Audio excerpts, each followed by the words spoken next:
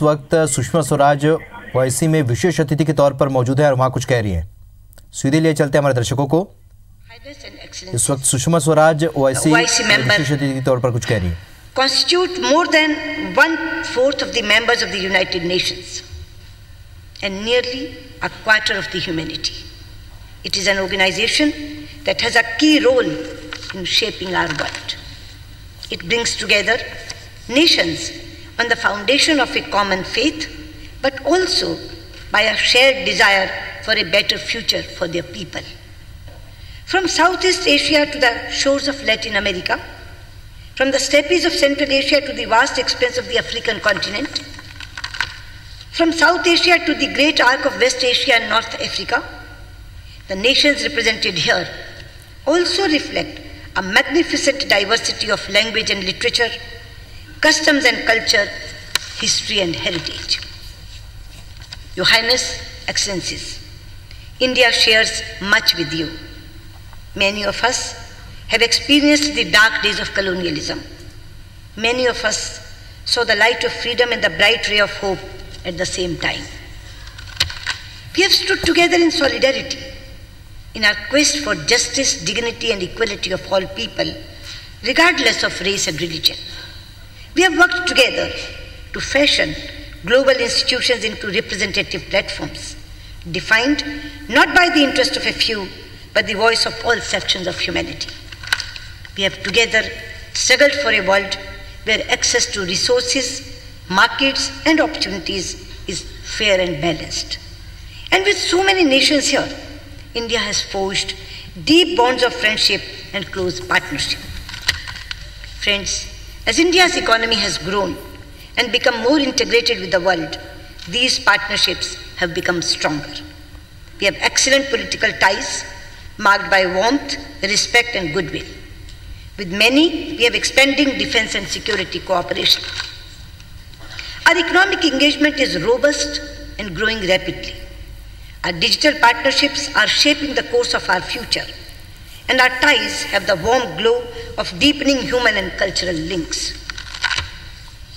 Nations to our east, Brunei, Indonesia and Malaysia, are important pillars of India's Act East policy and of our broader engagement in the Indo-Pacific region.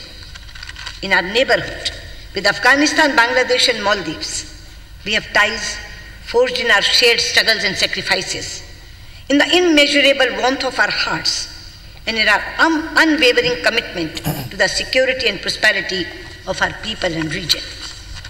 In Central Asia, where human aspirations linked us across the mightiest mountains since ancient times, we are rebuilding our relationship along new routes of possibilities. We do this especially with and through Iran, a country with which we not only share civilizational and cultural links, but a partnership that is vital for stability and prosperity in our region. In West Asia, our solidarity with the aspirations of the Palestinian people have remained unwavering. Our international journey was often pursued in close partnership with Egypt. Iraq and India have stood together in our triumphs and trials. We have with great admiration supported Jordan's efforts in strengthening the voices of moderation and building bridges of understanding between faiths. Further to the west, with nations like Tunisia, Morocco and Algeria, we work for a shared desire for a more inclusive world. With Turkey, a nation with which we have many strands of connected history, we are imparting new momentum to our ties. Our many friends from Africa are here. It is a friendship of deep emotional bond that comes from shared struggle for freedom and for a voice and a place in the world. Today, on the foundations of that extraordinary heritage, India and Africa have launched a new partnership of prosperity in the dynamic African continent. And here in our neighborhood of the Gulf region, our relationships are as old as time. The tides of Arabian seas have carried forth our timeless links of trade, culture and religions. Presently, the Gulf region is our largest market, supplier of energy and source of remittances. More than 8 million Indians living in the region are the 8 million vibrant threads of this partnership.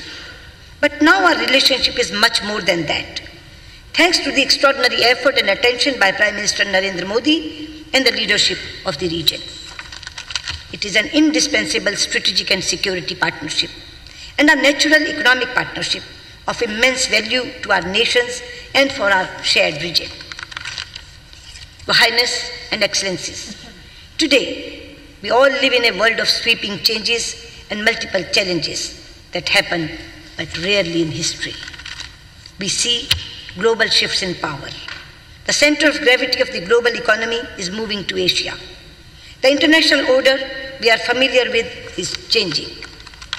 Freedom, opportunities, connectivity, health, education, and prosperity are more widespread than ever before. The time it takes nations to lift people out of poverty is getting shorter. Digital revolution has created unprecedented opportunities to empower people and transform our economies. We have affordable and accessible technologies that give us hope for a sustainable energy future. Yet,